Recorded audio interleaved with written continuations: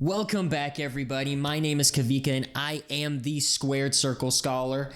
Today, I will be giving my predictions on WWE's SummerSlam. And before we get to it, we got 12 matches, 2 nights of WWE Premium Live events.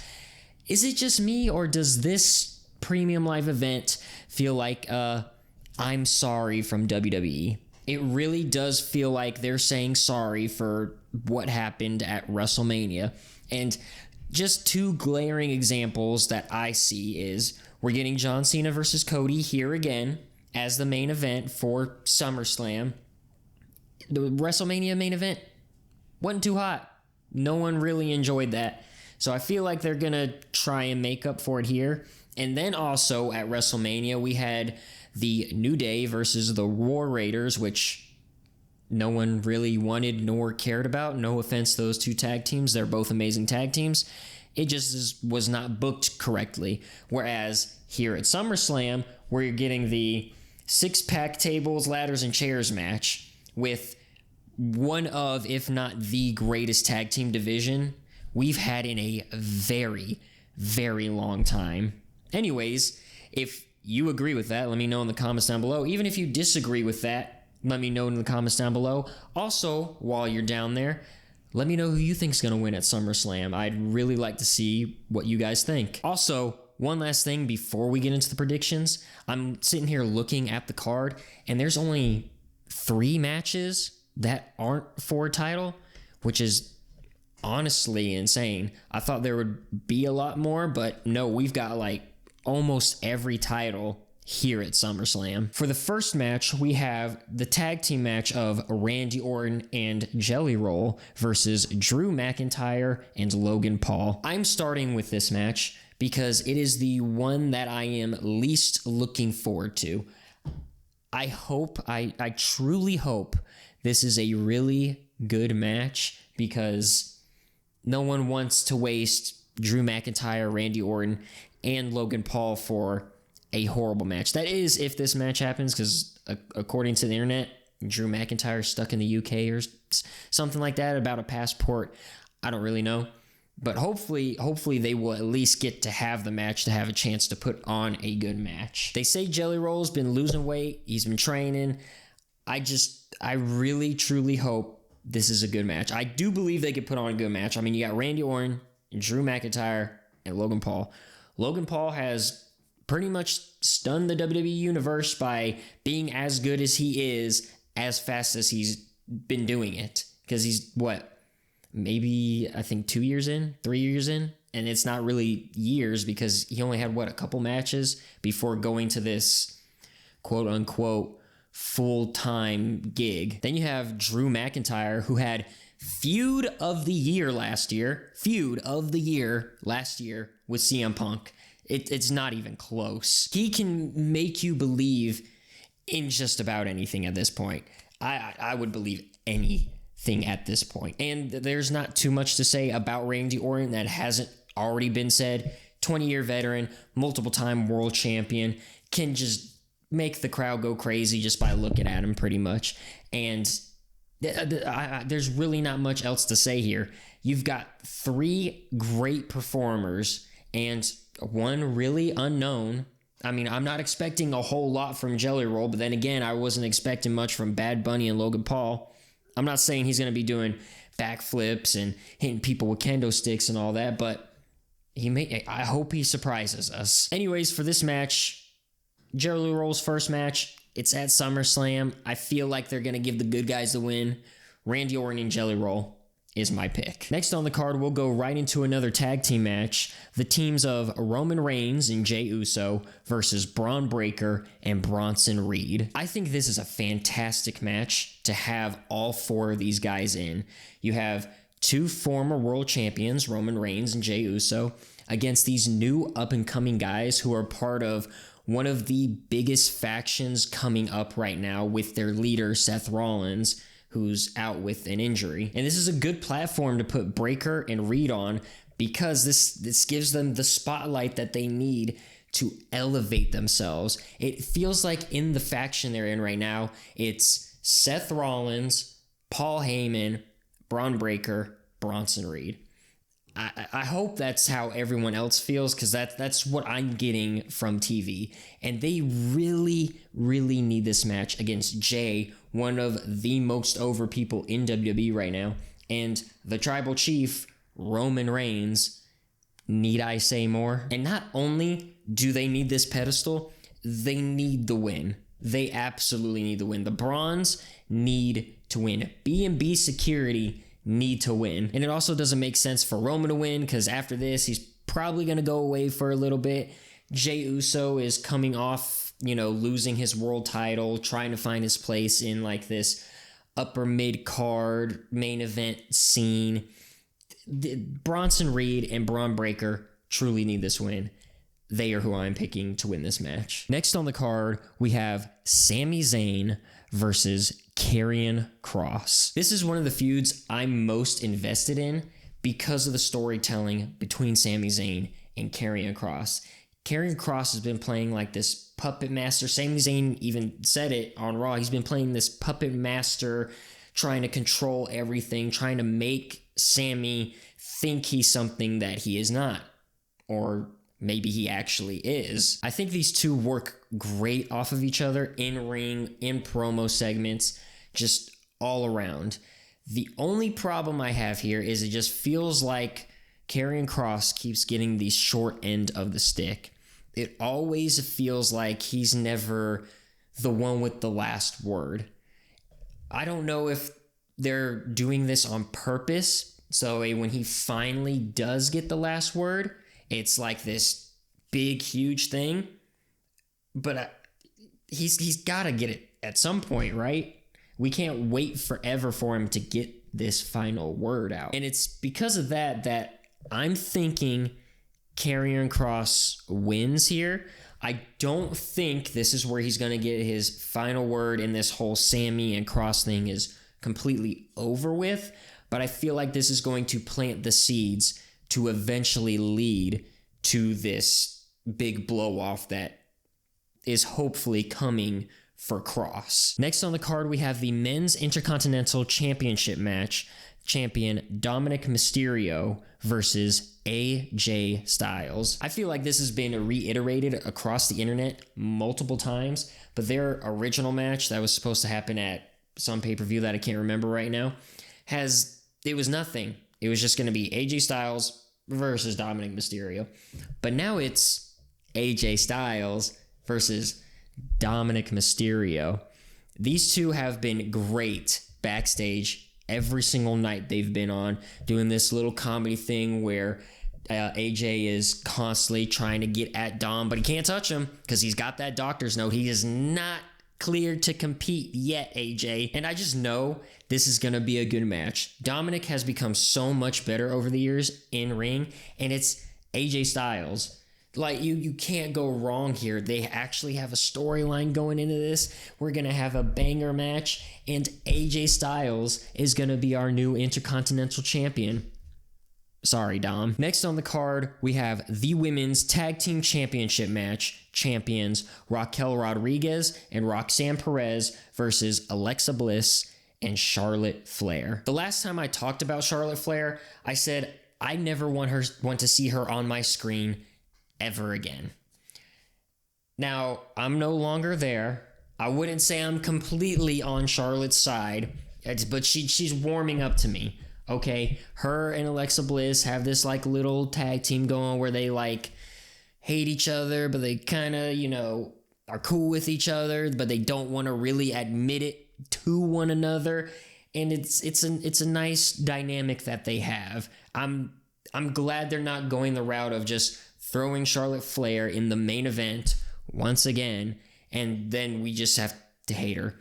I'm kind of liking this transition to a babyface Charlotte through this tag team with Alexa Bliss. And I'll say I've had a very hard time trying to think who's gonna win this match, only because I know they're trying to bolster up the women's tag team division as they've shown for the past few weeks with Judgment Day, Charlotte and Alexa, and the Kabuki Warriors. I don't know if it's the right time to give Charlotte and Alexa the titles as you're still trying to build the division. Are you going to stick with Judgment Day and build it through them? Or do you go with Charlotte and Alexa and really start to build it up with them as the champions? But I'm going to go with my gut and say that Judgment Day is retaining here. Raquel and Roxanne are going to win, and we're going to hold off on the Alexa Charlotte thing here. I don't think it's their time yet. I think they want to build up the division just a bit more before we go to another championship reign. Next match on the card for the United States Championship in a steel cage match, we have champion Solo Sikoa versus Jacob Fatu. I truly thought that a championship reign with Solo Sikoa was going to be one of the worst decisions WWE could have made this year. Taking the belt off Jacob Fatu, I thought was going to be one of the worst decisions they could have made this year. But Solo Sikoa has grown on me. I think he's doing a great job as this funny guy heel. He's always making fun of people and everything. And now that he has his new faction, the MFTs and everything, I'm not too sure about all that now.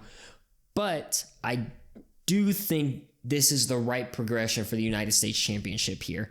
We're keeping this semi-bloodline feud still going through the means of somebody that used to be in the bloodline but is like they're in it but they're not anymore because they're still family, but the bloodline no longer exists, and Jacob Fatu is kind of a part of that but not really.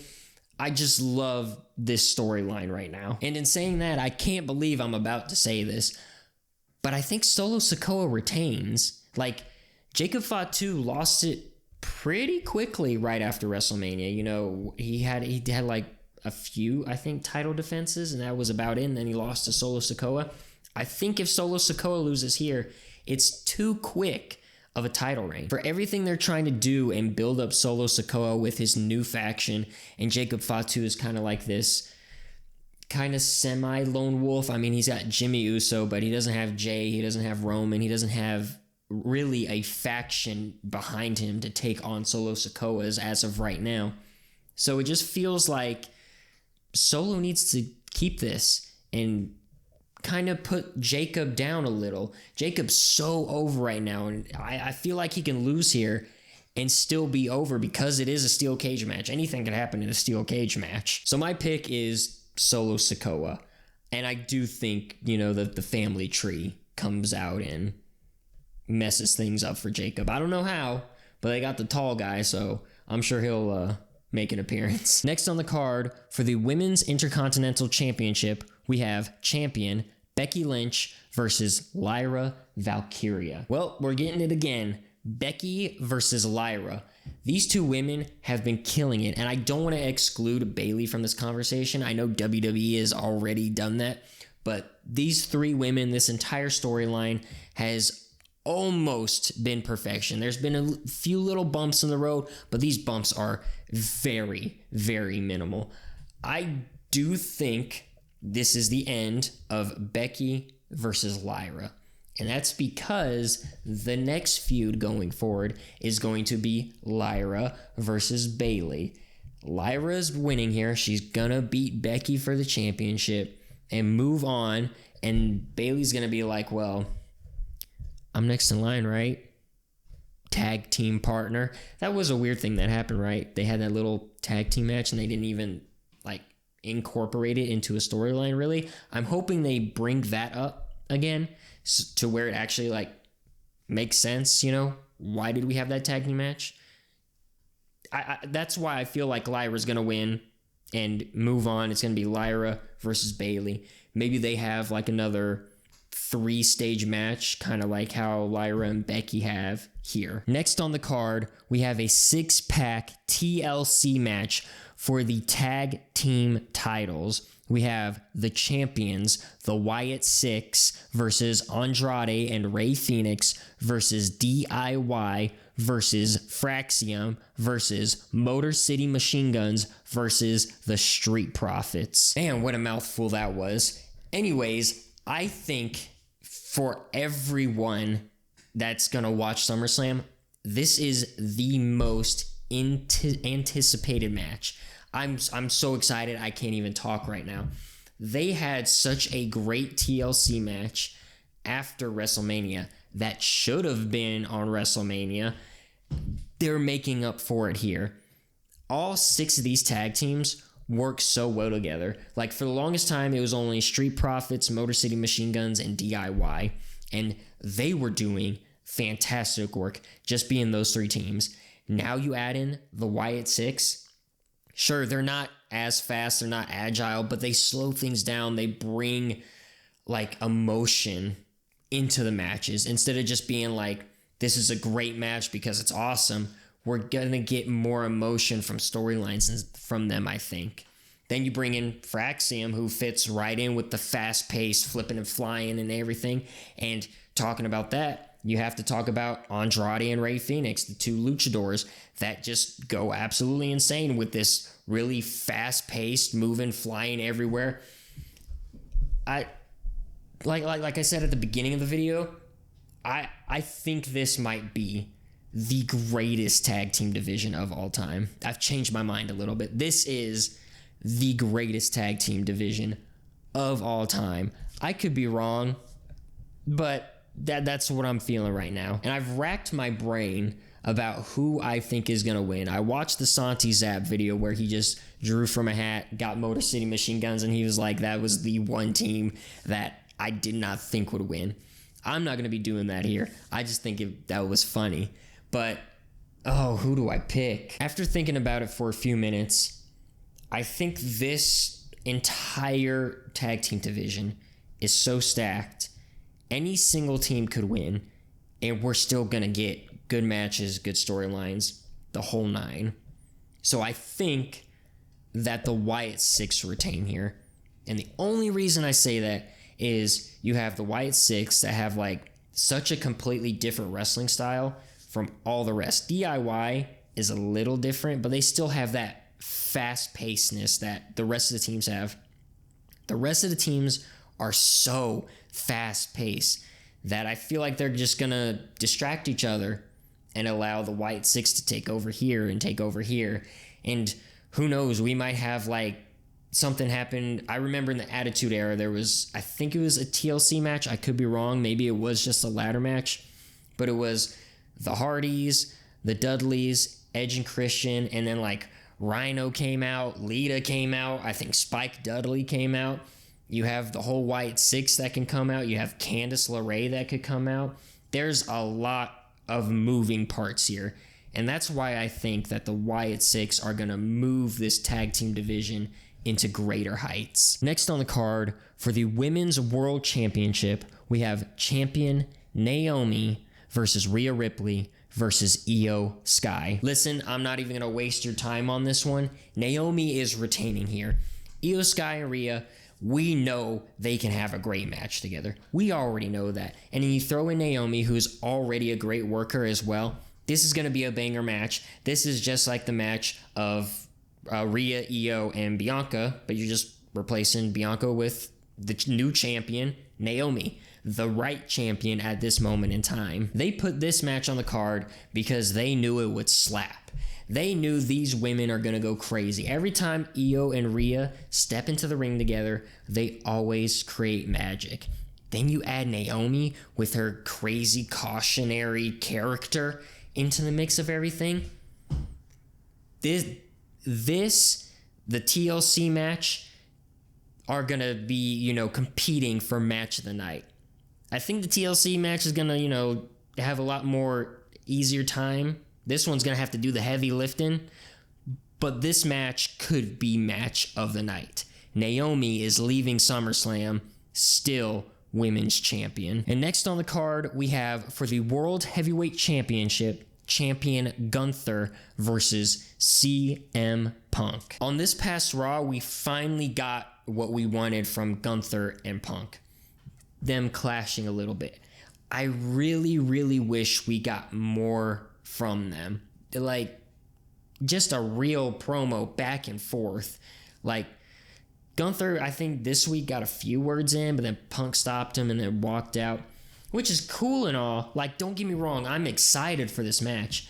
I just wish there was a lot more going into it. There's really no storyline. It's just Punk won a number one contendership thing, so now he gets to face Gunther. Which is cool and all, but it's always nicer when there's something behind it, something to really get your teeth into. But this match is one that I've been racking my brain about. You know, do they want to keep the championship on Gunther and finally beat a real main eventer in CM Punk, because he's, you know, the guy that's been a champion 80% of the time that he's been in WWE or something crazy statistic like that?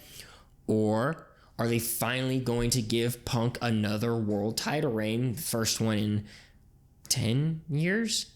No, 14 years? Because that's the last time he won the WWE Championship, right? 2011, Money in the Bank, Summer of Punk, if I'm not mistaken. To solidify Gunther as a main eventer, they're going to have him beat Punk here.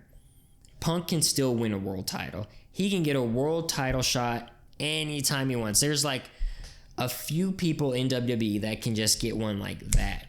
CM Punk, Rhea Ripley, Cody Rhodes, Io Sky, probably. They could get a championship match absolutely whenever they want. So I don't think CM Punk is going to win here, because he can just get it whenever. Gunther is going to remain our champion.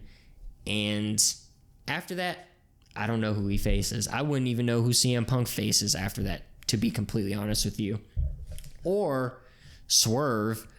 If Seth Rollins isn't injured, he cashes in here. Right? Just to piss off Punk more. And then we finally get that Punk-Seth feud. That's just me speculating. I hope Seth Rollins gets healthy as soon as possible. But that's just like the, you know, little thought in my brain that pops out of nowhere. Like, what if? What if? That'd be pretty cool, but Gunther's going to win if that doesn't happen. Next on the card for the WWE Women's Championship, we have champion Tiffany Stratton versus Jade Cargill. Jade Cargill is our queen of the ring. She won that, and now she gets a championship match against Tiffany Stratton. Tiffany hasn't had any really good feuds. Nia Jax twice. I can't even remember who else she fought, to be completely honest with you. I'm not saying she's having a terrible reign, because Io had a worse reign when she was champion, because she didn't even get to defend her title. At least Tiffany got to defend it. But there hasn't been really any storylines. They've just been kind of throwing people at her.